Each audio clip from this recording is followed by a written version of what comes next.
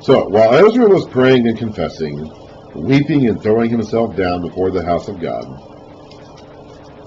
a large crowd of Israelites, men, women, and children, gathered around him. They too wept bitterly. Then Shechaniah, son of Jehiel, one of the descendants of Elam, said to Ezra, "We have been unfaithful to our God by marrying foreign women from the peoples around us.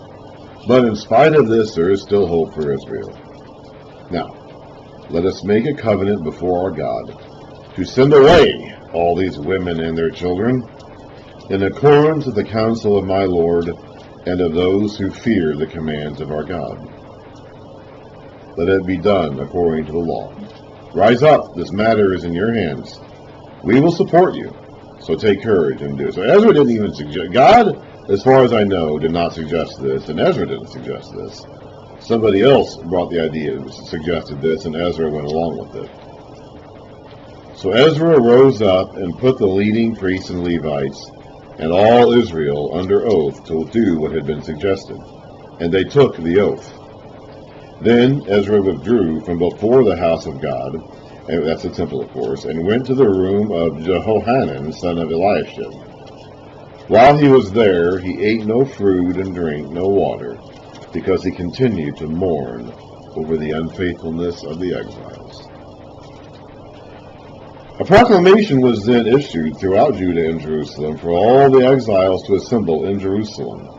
Anyone who failed to appear within 3 days would forfeit all his property, in accordance to the decision of the officials and elders, and would himself be expelled from the assembly of the exiles. Now that seems pretty harsh, and maybe it was pretty strict. But Judah is pretty small at this point, okay? Israel was never very big to begin with. And now they're even smaller. They're a fraction of the size they used to be, and they were never big to begin with. All of Judah now, you could easily get from one end of Judah to the other in a 3 days journey. So yes, this is pretty strict, but it isn't impossible for this journey to be made in 3 days. It's just telling you that you've got to be here. It's just urgent. Because Judah is small enough now that this journey could be made within 3 days. Within the 3 days, all the men of Judah and Benjamin had gathered in Jerusalem. So they're there. They answered the summons. On the 20th day of the 9th month, this is December, so this is late in the month of December.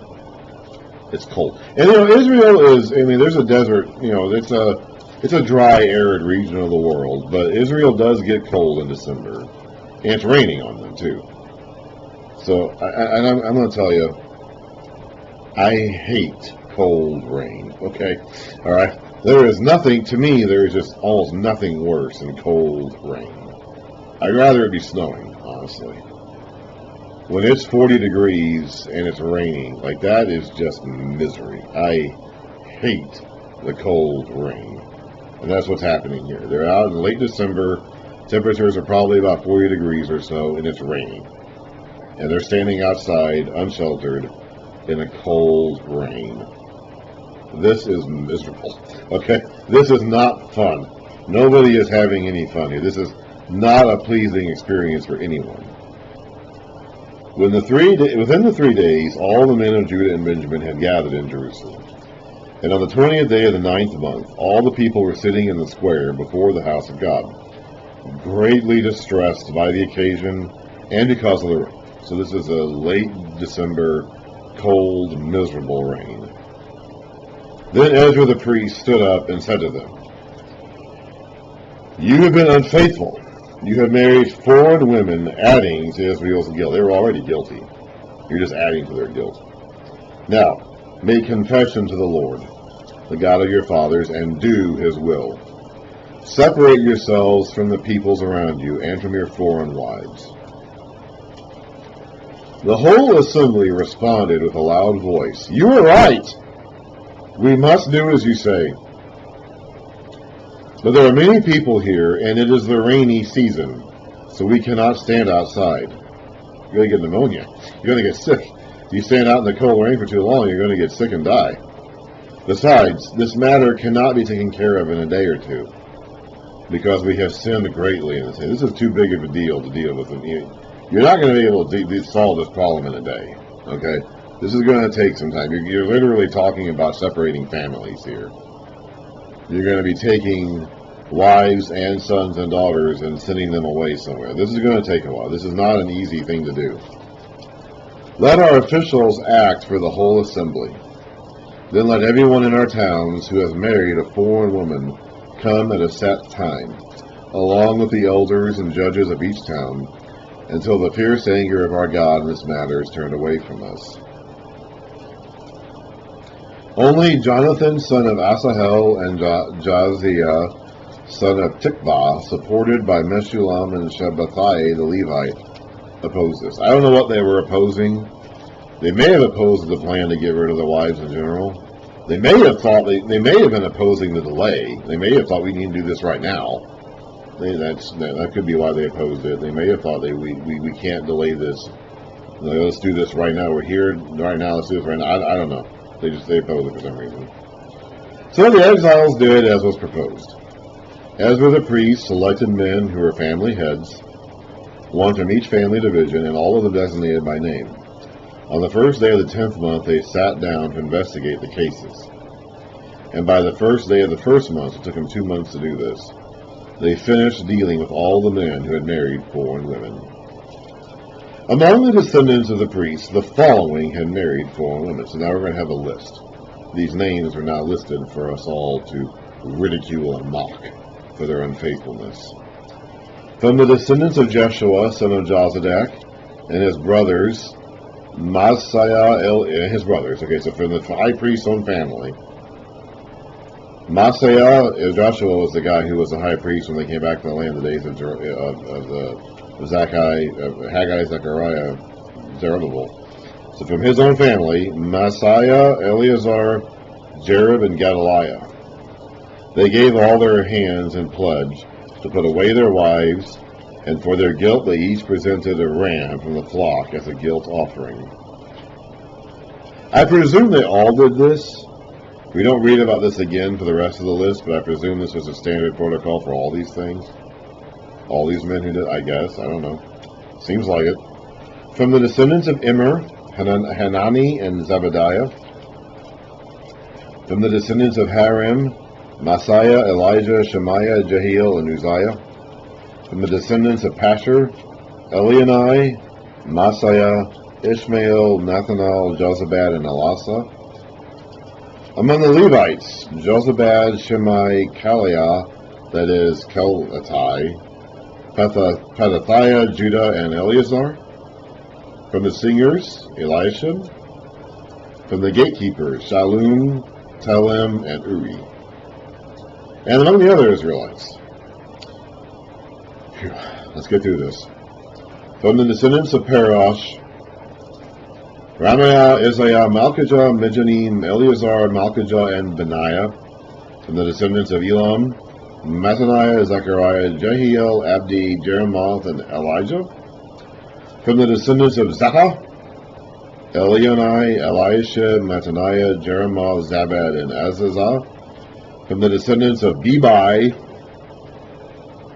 Jehohanan, Hananiah, Zabiah, and Athli.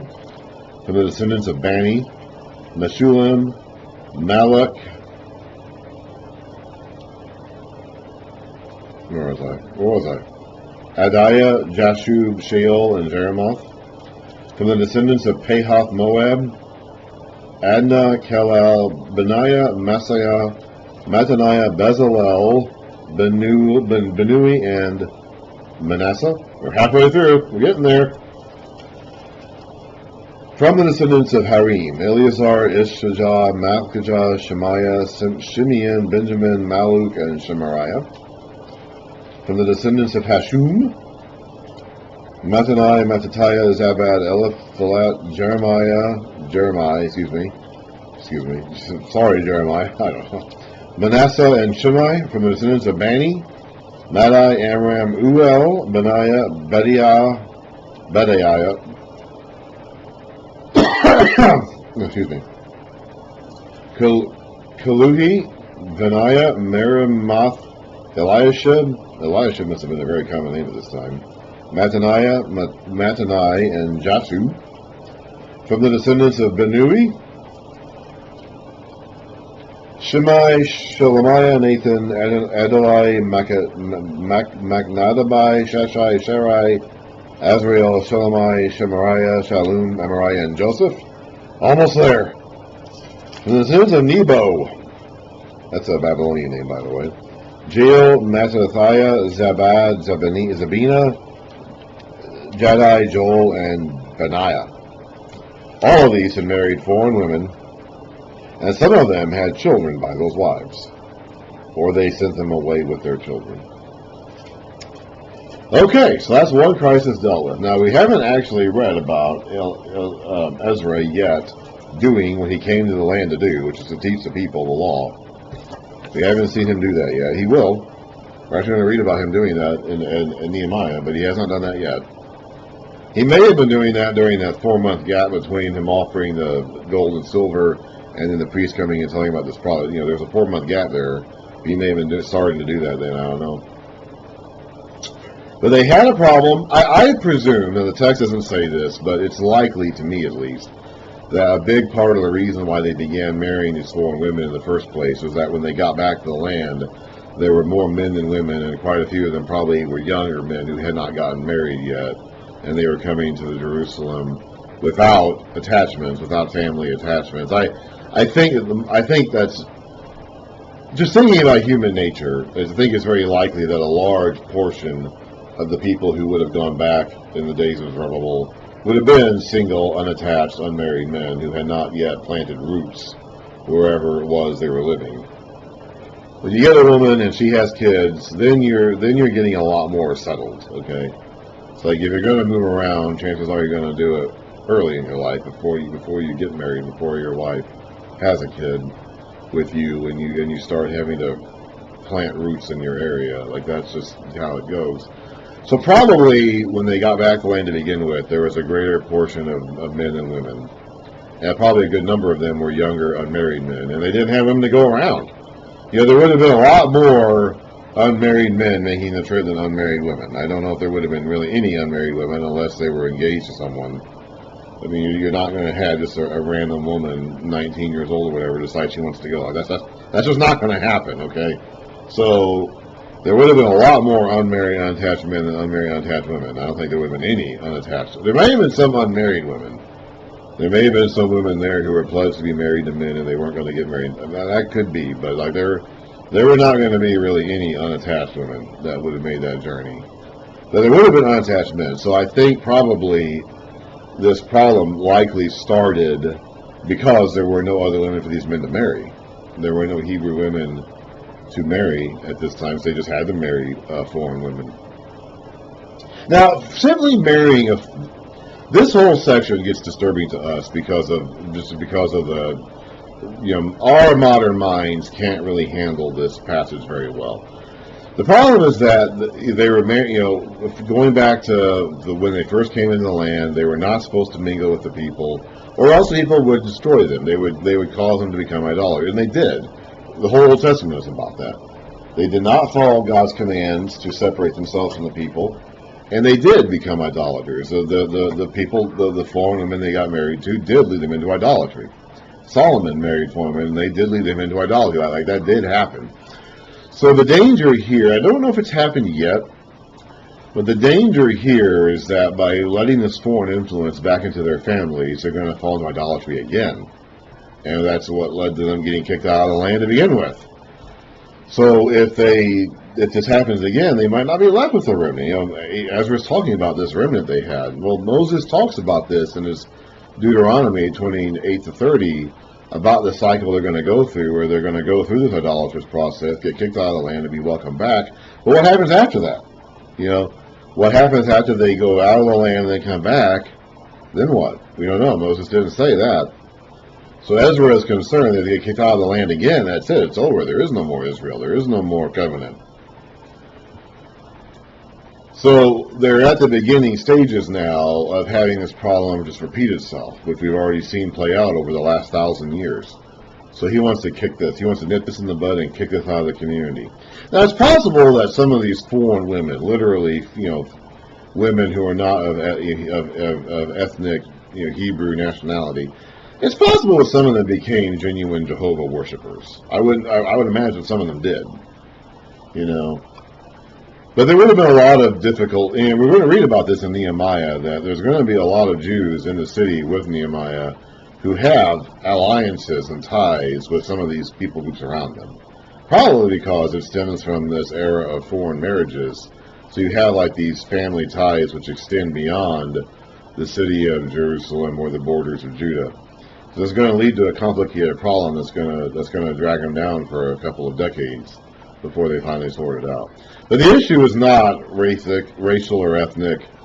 The issue is a matter of idolatry. These foreign women come from idolatrous backgrounds, and we've seen before play it out how allowing this idolatrous influence to come into your household through a marriage or some other familial relationship is bad news, okay?